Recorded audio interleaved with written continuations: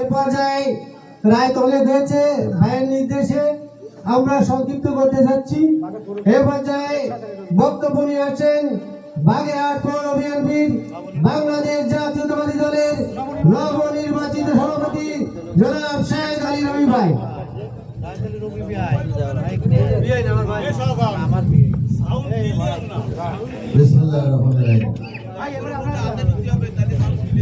উপস্থিত কান্দাপাড়া গোটাপাড়া ইউনিয়নের 4 নম্বর ওয়ার্ডের কান্দাপাড়ের বিএনপির নির্যাতিত নেতৃবৃন্দ, আসসালামু আলাইকুম। এখন চোখ খুলতে পারছি না, বুঝছেন? সকাল 10টার সময় থেকে আরম্ভ হয়েছি, এখনো কোনো জায়গায় একটা মাত্র একটু রেস্ট পেয়েছি, আর কোনো রেস্ট নেই। অ্যাকচুয়ালি চোখ খোলা যায় না, কথা বলবো না, রায় তো অনেক বেশি হয়ে গেছে। আমরা একটা জিনিস খেয়াল রাখবেন, 5 তারিখের আগে আর 5 কথা বলেন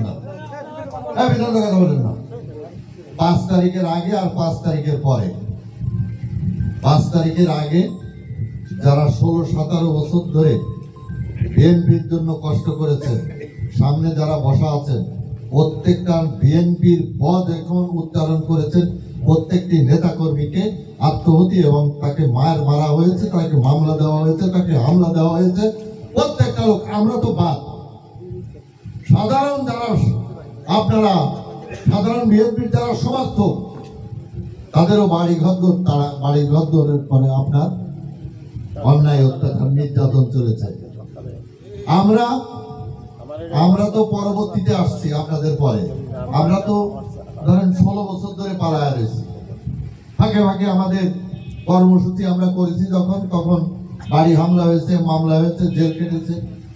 ঠিক একইবারে জনাব এম এ সালাম যখন 2008 সালে প্রথম ইলেকশন করে, তখন আপনার এই জায়গায় সেনা সমর্থিত সরকার জনাব এম এ সালামকে কিন্তু তখন জোর করে হারায় দেওয়া হয়েছে।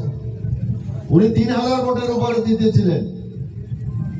মঈনুদ্দিন ফখরুদ্দিন সরকার যখন শেখ হাসিনাকে এদেশে প্রতিষ্ঠিত করার জন্য চেষ্টা করেছে, সেই নীল নকশায় জনাব এম এ সালাম 2008 সালে তাকে হারানো হয়েছে। আসলো 2009 বিএনপিতে উনি জয়েন করলেন। বেগম খালেদা জিয়ার কাছে যে উনি জয়েন করার পরে উনি কিন্তু আর থামেনি। আমার যদি কোনো কথায় ভুল বা মিথ্যা তথ্য প্রমাণিত হয়, আপনারা উঠে দাঁড়ায় বলবেন।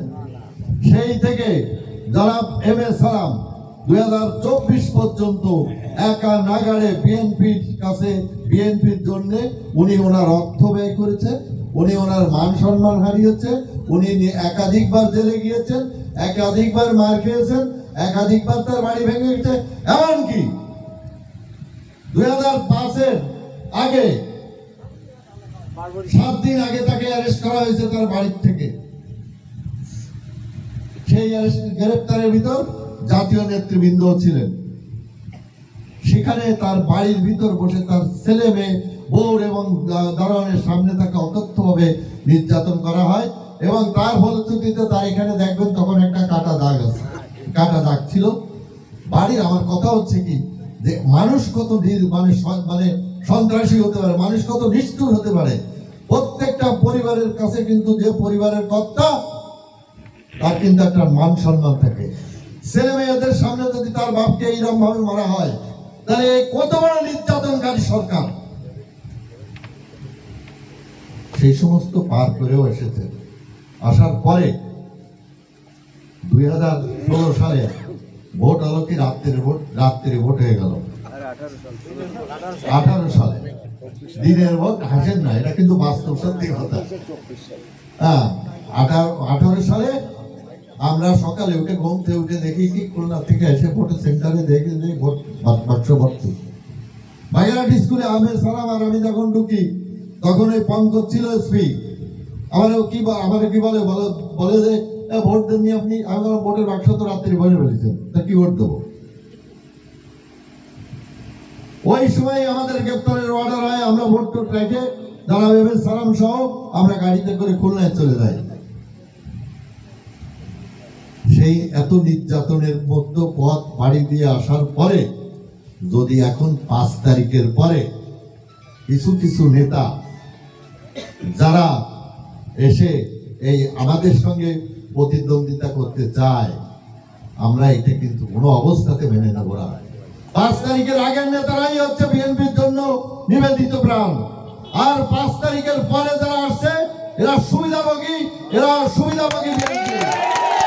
এই বিএনপিকে আমরা কোনো অবস্থাতে মেনে নেব না এবং আপনারা মেনে নেবেন না। তার কারণ আমাদের সঙ্গে আপনারাও কিন্তু নির্যাতিত। আপনাদের এই এক কুলাঙ্গার ছিল এই আপনার গোটা বেড়ায় এমন কোন লোক